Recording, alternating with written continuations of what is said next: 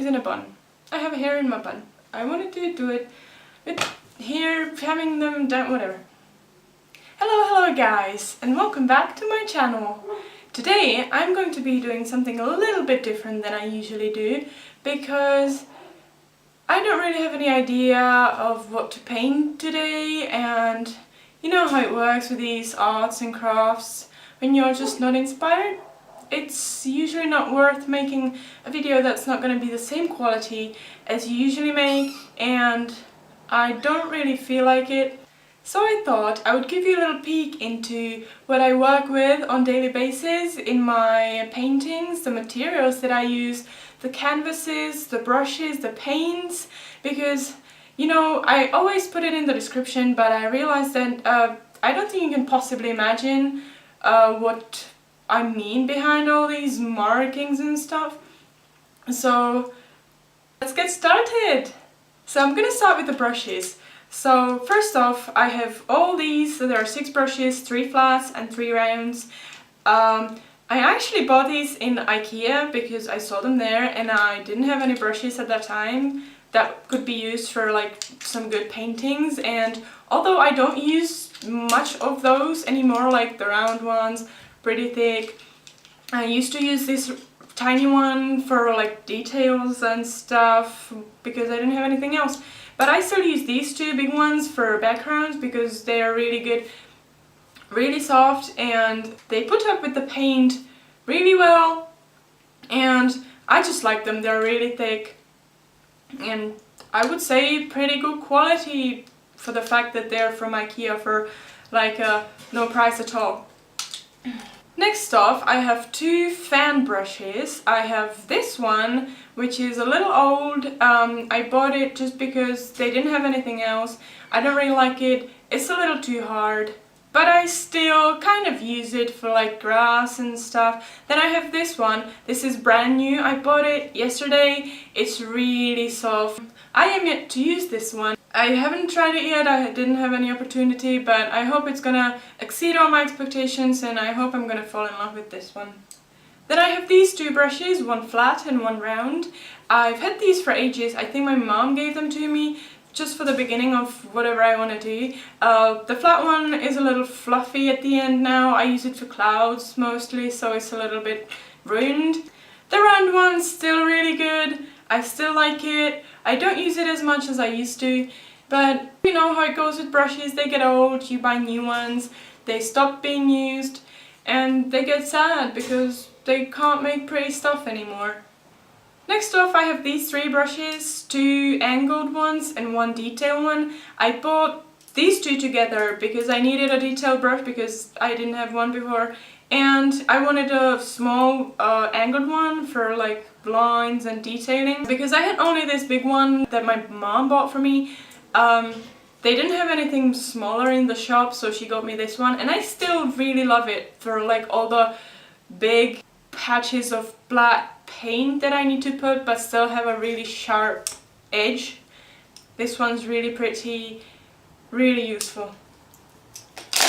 Next off, I have these 6 brushes that I don't ever use anymore. They are watercolor brushes, very soft, very bendy. This one especially is really old. I have no idea what happened to it, what I could have done to it, because it's completely destroyed and it's like, you know, useless for me. These ones I still like, but I don't use watercolors anymore. I started with watercolors because they were the only thing that I had in my house, but I don't really use them anymore because they're not good for acrylic paints. Last 2 things that I want to show you in the brushes area is this little old brush that is really destroyed and it even has rust on it. I mostly use this for glue nowadays because, you know, it's perfect. It's not small, it's not big, it's like for gluing things, it's the best thing ever. Even if I forget it in the glue, I don't really mind because it's not really in my heart anymore. And last off, I have a toothbrush for stars and things that you spray it on the canvas and it makes really tiny splotches of paint all over the place. So this is my toothbrush. Yeah, There we go. Next off, I want to talk about the paints that I have. They're very bad. I got them on sale in one shop that we have over here.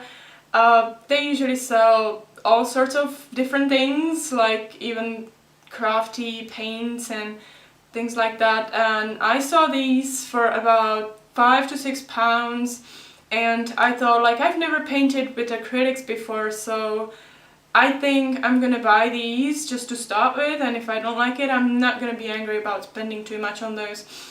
And to be honest, these paints are very poorly pigmented.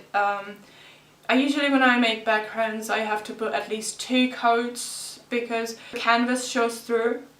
So I wouldn't recommend anybody to buy them. The colors are still really nice, although they change a lot when they dry. They get dark, and that messed up my plans a few times, but you know, I have to put up with that because I'm a beginner and I can't afford proper paints yet, but I will in the future.